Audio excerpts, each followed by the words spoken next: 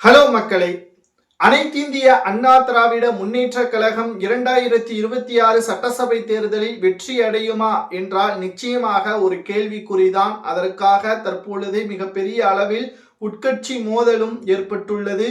மறுபக்கம் பன்னீர்செல்வம் தலைமையில் புதிய கூட்டணி ஒன்றை ஏற்பாடு செய்திருப்பதாகவும் தற்பொழுது நமக்கு கிடைக்கப்பெற்றுள்ளது. இந்த வீடியோவில் நாம் அதைத்தான் பார்க்க போகிறோம்.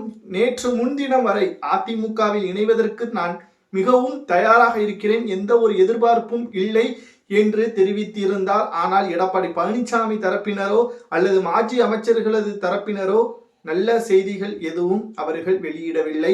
தற்பொழுது அடுத்த கட்ட நடவடிக்கையை நோக்கி பன்னீர்செல்வம் அவர்கள் சென்று விட்டார் என்றே நம்மால் கூற முடிகிறது. அதாவது ஓபிஎஸ், சசிகலா, டிடிவி தினகரன், வைத்திலிங்கம், மனோஜ் பாண்டியன் இவர்கள் அனைவரும் அதிமுகவிலிருந்து முழுமையாக நீக்கப்பட்டதாக எடப்பாடி கூறிக்கொண்டிருக்கக்கூடிய நிலையில் இவர்கள் ஒன்றாக இணைந்து தமிழக வெற்றி கழகத்திற்கு ஆதரவுகளை கொடுக்க உள்ளதாகவும் எம்ஜிஆர் அம்மா திராவிட முன்னேற்ற கழகம் என்ற கட்சி இன்னும் ஒரு சில மாதங்களில் மிகப்பெரிய அளவில் வெற்றியை கொண்டாடும் வகையில் தமிழக மக்களின் ஆதரவு தென் மாவட்டங்களில் 40 தொகுதிகளில் நாங்கள் களமிறங்க போவதாகவும் தற்பொழுது பன்னீர்செல்வம் தரப்பில் இருந்து தகவல்களும் கிடைக்கப்பெற்றுள்ளது. இது அதிமுகவிற்கும் எடப்பாடி பழனிசாமி அவர்களுக்கும் மிகப்பெரிய ஒரு தலைவலியை ஏற்படுத்தியுள்ளது. சசிகலா, டிடிவி தினகரன், ஓபிஎஸ் இவர்கள் புதிய கட்சியில் ஆதரவுகளோடு தமிழக வெற்றி கழகத்துடன் பேச்சுவார்த்தை நடத்தினால் நிச்சயம் இது அதிமுகவிற்கும் எடப்பாடிக்கும் சிக்கல் தான். ஆனால் இதில் மிகப்பெரிய ஒரு சிக்கல் எடப்பாடியை தவிர மற்றவர்களுக்கு யாருக்கு வருகிறது என்றால் பாஜகவிற்கு தான்.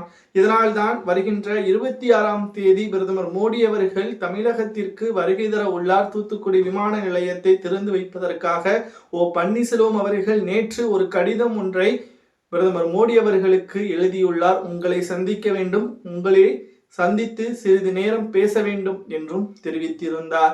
இதற்கு காரணம் அதிமுக பாஜக கூட்டணி வெற்றியடைய வேண்டும் என்றால் எடப்பாடி நான் சொல்வதை கேட்க வேண்டும், அல்லது இரட்டை இலை சின்னம் எங்களுக்கு சாதகமாக கடைசி நேரத்தில் வந்துவிட்டாலும் அதிமுக முழுவதுமாக எங்களுக்குத்தான் சொந்தம். மறைந்த முதல்வர் ஜெயலலிதா அவர்களது நர்மதிப்பையும் அவர்களது கொள்கைகளையும் நாங்கள் தான் நிச்சயமாக வெற்றி வாய்ப்பை கொண்டாடும் விதமாகவும் அதிமுகவை தலைமை செயலகத்திற்கு கொடியேற்றும் விதமாகவும் எங்களால் மட்டும்தான் முடியும் என்று ஓபிஎஸ் அவர்கள் குறிப்பிட்டிருக்கிறார்.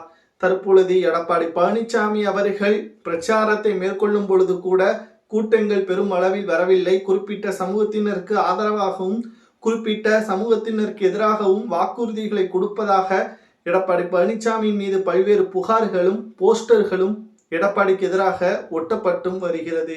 அனைத்தையும் வைத்து பார்க்கும் பொழுது எடப்பாடி அதிமுகவின் சிறந்த தலைமை கிடையாது, அவரை நம்ப வேண்டாம் என்பதற்கேற்ப பன்னீர்செல்வம் அவர்கள் பிரதமர் மோடி அவர்களை சந்திப்பதற்காக கடிதங்களை எழுதியுள்ளார். பொறுத்திருந்து பார்க்கலாம்.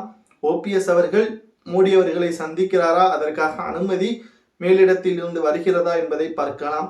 உங்களது கருத்துக்களை கூறுங்கள். சசிகலா, ஓபிஎஸ், டிடி தினகரன் இவர்கள் 3 நபர்களும் கூட்டாக இணைந்து புதிய கட்சியின் மூலமாக தமிழக வெற்றி கழகத்துடன் கூட்டணி வைக்கலாமா, அல்லது அதிமுகவை மீட்டெடுப்பதற்கான முயற்சிகளில் இன்னும் இறங்கலாமா?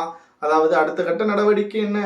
தேர்தல் ஆணையத்திடம் மீண்டும் முறையிடுவதுதான். இதை பற்றி உங்களது கருத்துக்களை கமெண்ட் வாயிலாக மறக்காமல் கூறுங்கள். வீடியோ பிடிச்சிருந்தா ஒரே ஒரு லைக் மற்றும் சப்ஸ்கிரைப் பண்ணிடுங்க.